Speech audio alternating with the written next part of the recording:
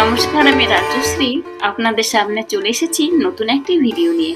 আজ আমার ভিডিওর মাধ্যমে আপনাদের সামনে তুলে ধরবো কাশিমবাজার রেল স্টেশন থেকে উত্তর পূর্বে সামান্য দূরে অবস্থিত প্রায় 57 ফুট উচ্চতা বিশিষ্ট এক প্রাচীন শিব মন্দির, যা ব্যাসপুরে অবস্থিত এবং ব্যাসপুর শিব মন্দির নামে পরিচিত। তার সঙ্গে দেখাবো এই মন্দিরের তিলে তিলে বৃদ্ধি হওয়া শিবলিঙ্গ এবং তার সাথে শেয়ার করব এই মন্দিরের ইতিহাস। তাই ভিডিওটি শেষ পর্যন্ত দেখতে থাকুন, আর ভিডিওটি ভালো লাগলে অবশ্যই লাইক কমেন্ট শেয়ার করে পাশে থাকবেন। কাশিমবাজার রেল স্টেশনের ওভারব্রিজ থেকে ব্যাসপুর শিব মন্দিরের চূড়া দেখা যায়।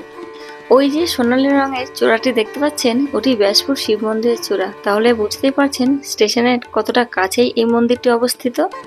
কাশিমবাজার রেল স্টেশনের উত্তর পূর্বে রেলগেট পার হলেই 2 মিনিট পায়ে হাঁটা পথেই পৌঁছে যাবেন ব্যাসপুরের শিব মন্দিরে।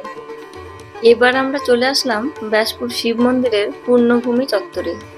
ভিতরে পা রাখতেই এক অদ্ভুত শান্ত আধ্যাত্মিক পরিবেশ মন ছুঁয়ে যায়। নিজের অনন্য স্থাপত্য শৈলীর জন্য এই ব্যাসপুরের শিব মন্দিরটি কাশিমবাজারের অন্যতম দ্রষ্টব্য স্থান। মন্দিরের প্রবেশ পথের পাশেই তৈরি করা হয়েছে বিশাল হরগৌরী মূর্তি।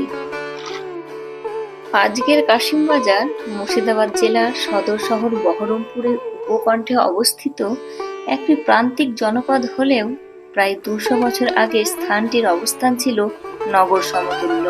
তৎকালীন সময়ে বাণিজ্য নগরী নামে খ্যাত ছিল এই কাশিমবাজার। গৌরবময় সেই সময়ে বৃহত্তম কাশিমবাজারের বিভিন্ন অঞ্চল পরিচিত ছিল বিভিন্ন নামে, যেমন কালিকাপুর, শ্রীপুর, মহাজনটুলি, ব্যাসপুর ইত্যাদি।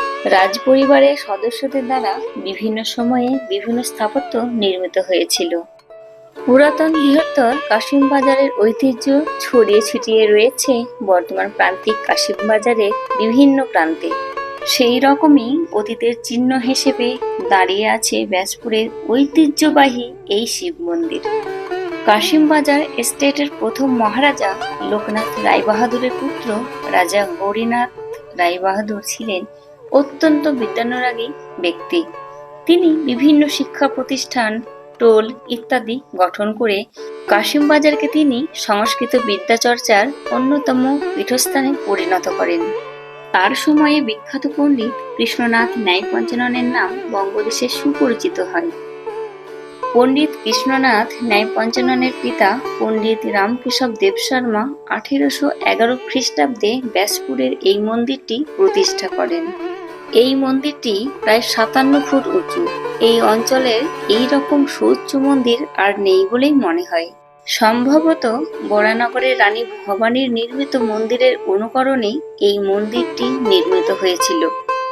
এই ব্যাসপুর শিব মন্দিরের গায়ে চতুর্দিকে রয়েছে অসাধারণ নকশা ও টেরাকোটার শিল্প।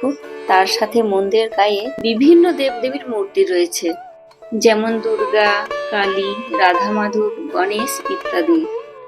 এছাড়াও রয়েছে আরও দৃশ্যাবলী, যেমন লঙ্কা যুদ্ধ, কৃষ্ণলীলা, বিষ্ণুর দশাবতার, মহিষাসুর মর্দিনী।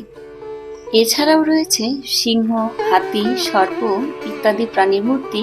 রয়েছে আরও ফুল লতাপাতার নকশা। মূল মন্দিরের সামনে রয়েছে এক বাংলা শৈলীর আদলে নাট মন্দির। এই এক বাংলাটির গায়ে সুন্দর টেরাকোটার কাজ ফুটিয়ে তোলা হয়েছে।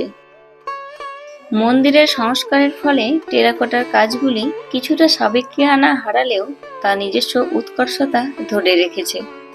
মূল মন্দিরের সুউচ্চ অংশটিতে একাধিক স্থাপত্যশৈলীর মিশ্রণ লক্ষ্য করা যায়। প্রথম অংশটি বাঁকা কার্নিশযুক্ত চালা শৈলীর মতো। দ্বিতীয় অংশটিতে রয়েছে পদ্ম ফুলের 8টি পাপড়ির বলয়। তৃতীয় তথা সর্বশেষ অংশটি 8 কোণ বিশিষ্ট গম্বুজ আকৃতি এবং একদম মাথার কলস ও ত্রিশূলপূর্ণ অংশটিকে দেখতে পুরো উল্টো পদ্ম ফুলের মতো।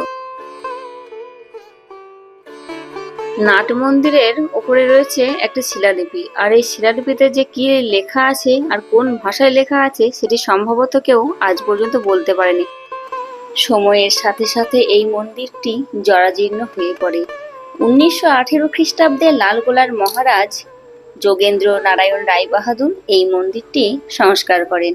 সেই সময়ে মন্দিরের সংস্কারের দায়িত্ব ছিলেন বিশিষ্ট আইনজীবী ও তৎকালীন বাংলার অন্যতম জাতীয়তাবাদী নেতা শ্রীযুক্ত রায় বৈকুণ্ঠনাথ সেন বাহাদুর।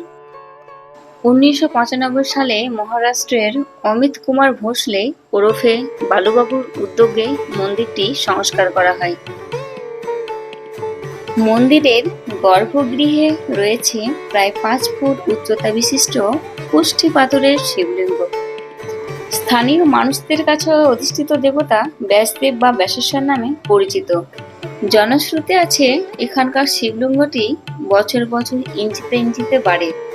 মন্দিরে নিত্য পুজো অর্চনা হয়। শিবরাত্রি উপলক্ষে এখানে 7 দিন ব্যাপী মেলা অনুষ্ঠিত হয়। তাছাড়া শ্রাবণ মাসের প্রতি সোমবার অনেক ভক্তের সমাগম হয় এই মন্দিরে। কাশিমবাজার ব্যাসপুরের ব্যাসপুর শিব মন্দিরের বাবা ব্যাসেশ্বর খুবই জাগ্রত। এই ভিডিওটি এখানেই শেষ করছি। ভিডিওটি ভালো লাগলে লাইক, কমেন্ট, শেয়ার করে পাশে থাকবেন ও অন্যজনকে এই ভিডিওটি দেখার সুযোগ করে দেবেন। সকলে ভালো থাকবেন, সুস্থ থাকবেন।